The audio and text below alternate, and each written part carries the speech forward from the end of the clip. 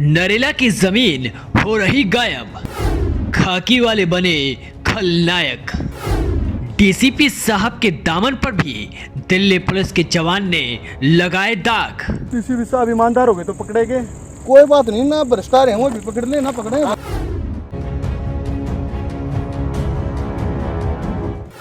क्या दलाली में लग गई दिल्ली पुलिस? जुबान पर लगाओ ताला, पैसे देगा लाला। दिल्ली समाचार के कैमरे में कैद हुआ खौफनाक सच। ये है कृषि पुत्रों की धरती, जिस पर काली अमावस्या की तरह छा गए हैं दिल्ली के वो जवान जिनके हाथ में दिल्ली वासियों की सुरक्षा का जिम्मा है। दिल्ली वासियों के साथ दिल्ली की सुरक्षा का जिम्मा है, पर ये बातें सिर्फ और सिर्फ कहावती नजर आती है। मेरा काम मन चलवा दे, पकड़ लो फिर। मैं क्यों पकड़ूं भाई? डीसीपी साहब ईमानदार हो गए तो पकड़ेंगे, कोई बात नहीं ना, भ्रष्टाचार है वो भी पकड़ ले ना पकड़े। जुबान पर वो शब्द है जो शायद डीसीपी के आगे कभी बोलने की हिमाकत ना करे, पर खुफिया कैमरे के सामने अंधे का चित्र भी सामने आ गया और चरित्र भी सामने आ गया। हाल ये है कि बदन पर तो खाकी है, जमीर खाक में मिल चुका है। इसलिए जमीन का सौदा करने वालों का साथ ऐसे निभा रहे हैं जैसे नौकरी जनता की नहीं, कुछ ठेकेदार की कर रहे हो। ना यकीन हो तो ये वीडियो देखिए, जब खुफिया कैमरे के आगे जेसीबी वाला आ गया। सही सवाल है, जेसीबी वाला कहां से आ गया? ये सवाल पुलिस वाले का भी है, हमारा भी है और जनता का भी है और भ्रष्ट अधिकारियों का भी है। अगर जेसीबी वाला मीडिया के कैमरे को देखकर नहीं भागता तो ये पुलिस वाला इतना हैरान न होता और ना ही कोई सबूत मिलता। पर हैरान न होइए, ये तो सिर्फ खेल का एक प्यादा है, वजीर तो कोई और है। तस्वीर नरेला भोरगढ़ एनआईए थाना क्षेत्र की है, जहां पुलिस की मिलीभगत से अवैध रूप से कभी प्राइवेट जगह से मिट्टी खुदाई की जाती है तो कभी सरकारी डीडीए की जमीन से मिट्टी खुदाई करवाई जाती है।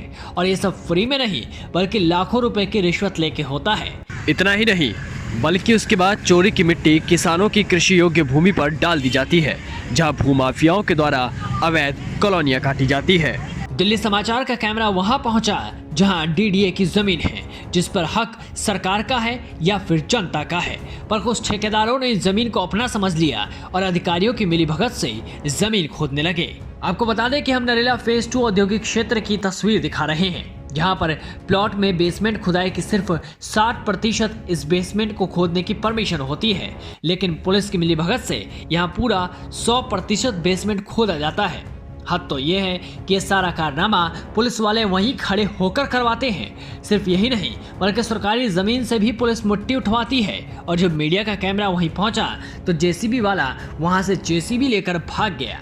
अगर ये सब अवैध रूप से नहीं हो रहा होता तो जेसीबी वाला वहां से क्यों भागता, ये एक बड़ा सवाल है। इसलिए इस सवाल पर पुलिस वाला भी हैरत में रह गया। रात ने ठाणना रे, मस्ती चलना, रात ने पकड़ लो ने, 5000 रुपये चाहिए। मैं क्यों पैसे लूंगा? मेरा काम मन चलवा दे, पकड़ लो फिर। मैं क्यों पकड़ू भाई? आप चलवा रहे हो तो डीसीपी साहब पकड़ेंगे ना, पकड़ फिर वही तो बात करना है ना, पकड़वा दो ना यार, बढ़िया बात। डीसीपी साहब ईमानदार हो गए तो पकड़ेंगे, कोई बात नहीं ना, भ्रष्टाचार है वो भी पकड़ ले ना पकड़े भाई। तो मतलब कुछ गिर दे, चाहे तू बड़ा दिल्ली पुलिस की सारी फोर्स गिर दे, जब काम रुक जाए मेरे तो बता दिया भाई। अभी हम एक मंजीत कुमार नाम के दिल्ली पुलिस के जवान के गंदे कारनामों की करतूत कैमरे में कैद ही कर रहे थे कि दूसरा दिल्ली पुलिस का जवान भी आदम का, खाकी वर्दी में, नाम है प्रदीप खत्री, और वो कहता है कि आप कोई कंप्लेन मत कीजिए, मैं लाला जी से आपकी सेटिंग करवा दूंगा और आपको अपना खर्चा मिल जाएगा। ठीक है, मैं फोन मार लूँ, तू आ जी। ठीक है, नंबर बात कर ले यार, तेरी मेरी क्या बात हो रही है? ठीक है, चलो कोई ना, फोन अकेला है वो।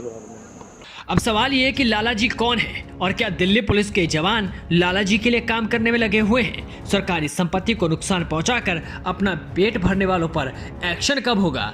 और इस कथित लाला जी का जो कि सेटिंग करवाने में जुटा हुआ है, उस पर एक्शन कब लिया जाएगा? ब्यूरो रिपोर्ट, दिल्ली समाचार।